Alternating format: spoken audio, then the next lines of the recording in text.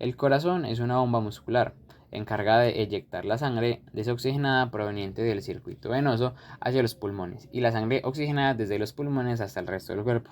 Sin embargo, esto contiene unas especificaciones y es un proceso más complejo. Se ubica en la parte antero-inferior del tórax, justo en el mediastino medio, entre las vértebras torácicas T5 a T8. Con respecto a la morfología, su vértice está inclinado hacia el lado izquierdo, lo que hace este lado el más prominente. Sin embargo, el lado derecho está más hacia anterior que el lado izquierdo. Ahora bien, es un órgano tetracameral. ¿Qué quiere decir esto? Que tiene 4 cavidades, 2 aurículas y 2 ventrículos. Las aurículas, o también llamados atrios, son cavidades más pequeñas, con menos músculo, o músculo menos desarrollado, mientras que los ventrículos son cavidades más grandes y hay mayor presencia de músculo o masa, especialmente en el ventrículo izquierdo. Ahora, para hablar del recorrido de la sangre a través del corazón, se hace más sencillo si lo dividimos en dos sistemas, una circulación menor y una circulación mayor. La circulación menor está conformada por el corazón derecho, mientras que la circulación mayor por el corazón izquierdo. La sangre tiene un recorrido que podemos simplificar de la siguiente forma. A la aurícula derecha llega la vena cava superior e inferior. Estas venas llevan sangre desoxigenada de todo el cuerpo. De la aurícula derecha pasa al ventrículo derecho mediante la válvula tricúspide, la sangre. Del ventrículo derecho al tronco pulmonar o a la arteria pulmonar a través de la válvula pulmonar. La arteria pulmonar lleva sangre desoxigenada, cabe recalcar. De la arteria pulmonar, la sangre se va a los pulmones, donde se realiza el intercambio gaseoso. La sangre de los pulmones va a las venas pulmonares. Estas venas pulmonares van a la aurícula izquierda. Después pasan al ventrículo izquierdo a través de la válvula mitral. Y finalmente la sangre pasa a la circulación sistémica por la aorta mediante la válvula aórtica. Este proceso es mediado a través de unas estructuras llamadas válvulas cardíacas, quienes permiten el paso de la sangre de una cavidad a otra, evitando el flujo retrógrado. Se tiene una clasificación para estas. Tenemos las auriculoventriculares, quienes separan las aurículas de los ventrículos. Tenemos la tricúspide y la bicúspide o mitral, llamada así por el sombrero del obispo. Y las semilunares o sigmoideas, que separan los ventrículos de la arteria pulmonar y la aorta, recibiendo el nombre de los vasos, válvula aórtica y válvula pulmonar. Esqueleto del corazón. Principales componentes. Estos se pueden resumir en 3, de los cuales estaremos hablando más a detalle mientras transcurre el informe. Como primer elemento tenemos el músculo estriado cardíaco, cuya función es generar la contracción para impulsar la sangre. Sus células son llamadas miocardiocitos y se caracterizan por ser fibras más cortas si las comparamos con las del músculo estriado esquelético. Poseen estriaciones gracias a la disposición de los miofilamentos de actina y miosina que conforman el sarcómero. Tienen un solo núcleo y el citoplasma puede ramificarse. Además, tienen estructuras conocidas como discos intercalares. Como segundo, tenemos el esqueleto o tabique fibroso, quien se encarga del sostenimiento de las diferentes estructuras y del aislamiento eléctrico de las cavidades del corazón. Y como tercero y no menos importante, el sistema de conducción eléctrica, cuya función es iniciar y propagar las despolarizaciones rítmicas del músculo cardíaco. El esqueleto fibroso está conformado por 3 componentes: 4 anillos fibrosos, quienes dan sostén a las válvulas auriculoventriculares, uno hacia el lado auricular y el otro hacia el lado ventricular, que mantienen la apertura de los orificios, y estas tienen un tejido conectivo no modelado. También tenemos otra estructura como lo son los trígonos fibrosos, quienes están alrededor de los orificios valvulares que conectan los anillos. Y por último, la porción membranosa de los tabiques, tanto interauricular como interventricular. Este está formado por un tejido conectivo denso, con un corto segmento de istmo, un componente del sistema cardionector del corazón.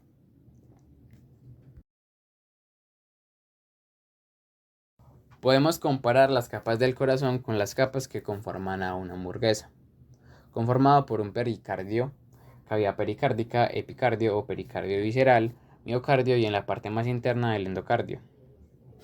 El pericardio es un saco con dos componentes, uno fibroso y uno seroso.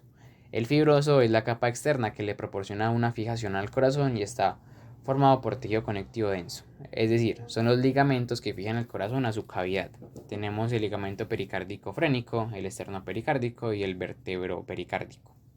Ahora sí, el pericardio seroso. Este reviste el saco que forma el pericardio fibroso y está conformado por una capa parietal y una visceral, que se continúan a nivel de los grandes vasos y dejan un espacio entre sí para formar la cavidad pericárdica, que contiene líquido seroso que las lubrica y reduce la fricción del movimiento causado por los latidos del corazón. La capa parietal, por su parte, se halla en contacto con el pericardio fibroso, mientras que la capa visceral lo está con el miocardio, por lo que esta última también se le conoce como epicardio. La capa parietal está compuesta por células mesoteliales y un tejido conectivo, mientras que el epicardio está formado por un mesotelio, quien produce el líquido pericárdico, que es un ultrafiltrado del plasma, y un tejido conectivo, laxo. Además de esto, vasos sanguíneos, fibras nerviosas y tejido adiposo unilocular. Esta grasa tiene como función la de amortiguar la fricción al órgano cardíaco. Miocardio. El miocardio es la capa media del corazón y la más gruesa. Este grosor es más evidente o mayor en los ventrículos, en comparación con las aurículas. Se compone principalmente de tejido conectivo y cardiomiocitos, los cuales forman fibras dispuestas en espiral. Los cardiomiocitos son los responsables de la contracción del corazón, pero además de esto, hay otros que también tienen función endocrina o sirven para la fijación del miocardio al esqueleto fibroso o se especializan en la generación y conducción del impulso eléctrico. Las células musculares cardíacas de secreción endocrina, también conocidas como células mioendocrinas, se ubican en las orejuelas auriculares y el tabique interventricular. Estos contienen gránulos que almacenan los precursores de la hormona peptidonatriurética auricular, ANP, y son liberadas por exocitosis y entran en el torrente sanguíneo por los capilares del corazón para ejercer su acción sobre el riñón, aumentando la excreción de sodio y agua al cerebro, inhibiendo la secreción de la hormona antidiurética o ADH, a la suprarrenal, inhibiendo la secreción de aldosterona, y a los vasos sanguíneos, aumentando su vasodilatación. Todo esto contribuye a la disminución de la presión arterial en caso de que ésta se vea aumentada, es decir, la presión arterial. El tabique interventricular es la pared que separa el ventrículo derecho del izquierdo. Está constituido por miocardio revestido de endocardio, excepto en el tabique membranoso, donde el miocardio está sustituido por tejido conectivo. El tabique interauricular es más delgado que el anterior mencionado. Esto debido a que posee una capa central de músculo cardíaco y un revestimiento de endocardio en la superficie en contacto con cada cavidad auricular. Ahora, ¿qué podemos hallar en un corte histológico? Vasos sanguíneos de bajo calibre, es decir, capilares, tejido conectivo laxo y cardiomiocitos. Estos últimos tienen una tinción más rosada pálida, sus fibras son más cortas que las del músculo estriado esquelético, poseen estriaciones, núcleo único central, pueden ramificarse y poseen estructuras con una tinción más oscura que atraviesan transversalmente a la célula cardíaca, como lo son las uniones intercalares o los discos intercalares, quienes están compuestos por tres uniones. La fascia adherens o unión adherente, que es el principal componente y corresponde al sitio donde los filamentos de actina del sarcómero se unen a la membrana celular.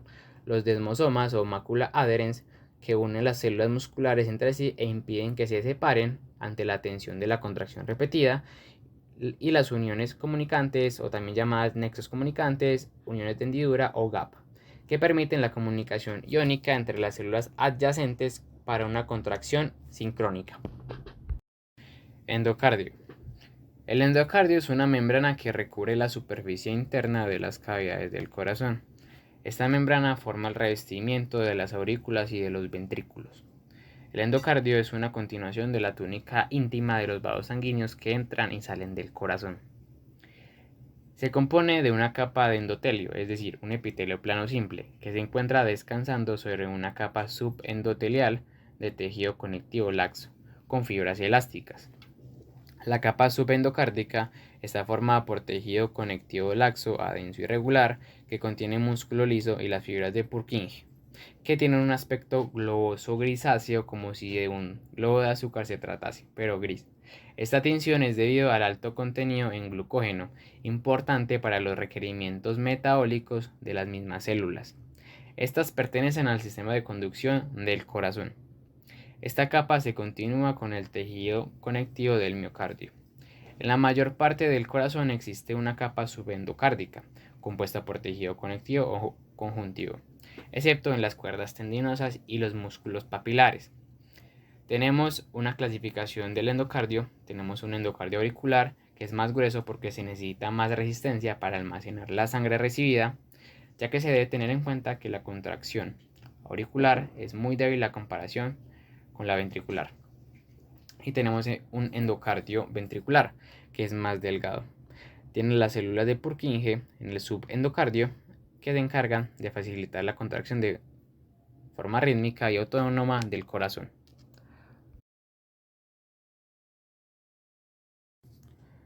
Histología de las válvulas. Para empezar a hablar de la histología de las válvulas y valvas, debemos retomar el concepto del esqueleto o tabique fibroso, quien es uno de los tres componentes principales del corazón. Funciona como sostenimiento y aislamiento eléctrico entre cavidades.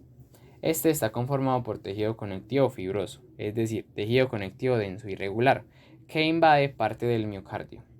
Es importante recordar esto porque a partir del tejido fibroso se originan las válvulas cardíacas, conformadas en su mayoría por tejido conectivo denso y regular, revestido por endotelio.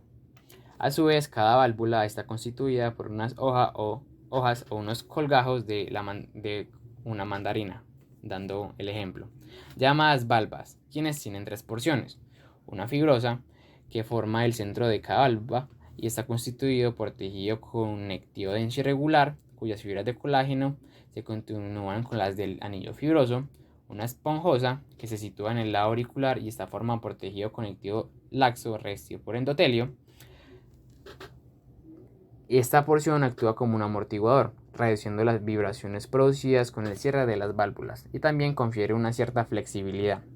Y por último, una porción ventricular, que corresponde a la superficie de la cúspide o de las válvulas, es lo mismo, orientada hacia los ventrículos. Esta está formada por tejido conectivo que va de laxo a denso y regular, revestido de endotelio. Del borde libre de las valvas de las válvulas atrioventriculares se extienden las cuerdas tendinosas, que son cordones finos similares a las cuerdas de una arpa, revestidas por endotelio, que se insertan en los músculos capilares, que son prolongaciones del miocardio, concediendo sostenimiento. Cabe resaltar que las cúspides, o también llamadas valvas, son avasculares y se nutren por difusión a partir de la sangre en la que están inmersas. Sistema cardionector. El latido del corazón es coordinado por un sistema de conducción cardíaca integrado por un marcapasos interno y por vías de conducción parecidas a nervios a través del miocardio. Este sistema genera y conduce señales rítmicas eléctricas de la siguiente manera, como si se tratase de una tripulación de un barco, es decir, hay unos roles que desempeña cada estructura y una jerarquía.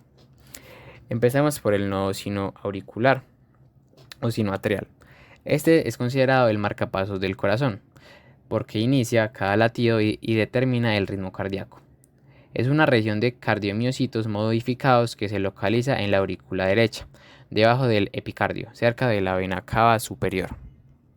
Las señales del nodo sinoauricular se dispersan por las aurículas a través de tres haces internodales y otro llamado haz de Bachmann, quien viaja a la aurícula izquierda.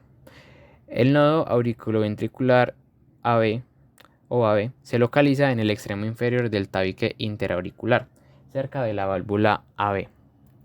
Este nodo actúa como una compuerta eléctrica hacia los ventrículos. Además, retrasa el impulso eléctrico un tiempo para permitir una contracción auricular y una posterior contracción ventricular. El haz auriculoventricular o de His es la vía por la cual las señales salen del nodo auriculoventricular. El haz se bifurca rápidamente en dos ramas, una derecha y una izquierda, que entran en el tabique interventricular y descienden hacia el ápex. La red conductora subendocárdica, antes llamada fibras de Purkinje, en el ápex del corazón, estas fibras, ubicadas en el subendocardio, giran hacia arriba y se ramifican por todo el miocardio ventricular, distribuyendo la excitación eléctrica a los cardiomiocitos de los ventrículos. En el ventrículo izquierdo forman una red más extensa, más elaborada que en el derecho, debido a que el ventrículo izquierdo posee un músculo más desarrollado o más grueso. Ya una vez que han llevado la señal eléctrica a sus límites, los propios miocardiocitos la mantienen al pasar iones de una célula a otra a través de unas uniones muy importantes como lo son las uniones gap. Cabe apuntar de que en caso de alguna falla o interrupción o bloqueo en alguna estructura del sistema, la siguiente estructura a la afectada tomará el mando para iniciar el impulso eléctrico, siendo este el nuevo marcapasos. Vascularización cardíaca. Esto se da mediante las arterias coronarias derecha e izquierda, quienes resultan de la porción ascendente de la aorta. En caso de una placa aterosclerótica se da una posterior isquemia por baja perfusión, una necrosis del tejido, es decir, una muerte celular, y finalmente una cicatrización, lo que conforma un infarto. Correlación clínica. Endocarditis. La endocarditis es una infección del revestimiento interno del corazón, llamado endocardio. Esta afección generalmente es causada por bacterias que ingresan al torrente sanguíneo y se adhieren a las válvulas cardíacas. Las bacterias pueden llegar al corazón a través de procedimientos médicos invasivos, infecciones en otras partes del cuerpo y mediante el uso de drogas por vía intravenosa. Las vegetaciones consisten en una masa de bacterias, plaquetas, proteínas, células del sistema inmune y coágulos sanguíneos que se acumulan en el revestimiento del corazón. Esta acumulación puede causar daño a las válvulas cardíacas, interferir con el flujo sanguíneo normal y potencialmente causar complicaciones graves, como la obstrucción del flujo sanguíneo o la liberación de fragmentos de la vegetación hacia otros órganos, provocando embolias. Pericarditis. Es la hinchazón e irritación del pericardio. La pericarditis a menudo suele causar un dolor de pecho agudo. Cuando el pericardio se inflama puede ocurrir un aumento en la acumulación de líquido entre las capas del pericardio, lo que se conoce como derrame pericárdico. A medida que este líquido se acumula puede causar complicaciones como el taponamiento cardíaco. Este se produce cuando la acumulación rápida de líquido dentro del espacio pericárdico comprime el corazón, impidiendo que éste se expanda y se llene adecuadamente durante la diástole. Esto restringe el llenado del corazón con sangre, lo que disminuye el gasto cardíaco. Hipertensión arterial. La hipertensión arterial crónica ejerce una presión constante y elevada sobre las paredes de las arterias, lo que puede dañar el endotelio, una de las capas de los vasos sanguíneos. El daño al endotelio causado por la hipertensión provoca una serie de cambios adversos en los vasos sanguíneos, lo que provoca que el endotelio libere sustancias químicas como la endotelina y disminuye la liberación de óxido nítrico. Como resultado, se produce una disminución en la capacidad de los vasos sanguíneos para relajarse y dilatarse adecuadamente, lo que conduce a una mayor resistencia al flujo sanguíneo.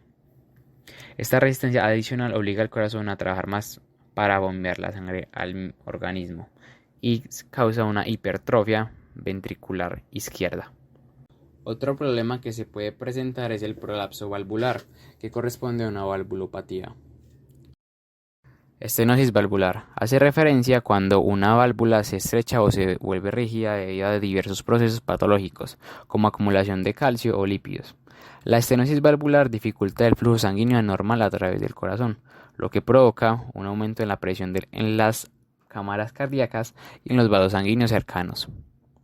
Y otra afección son las arritmias.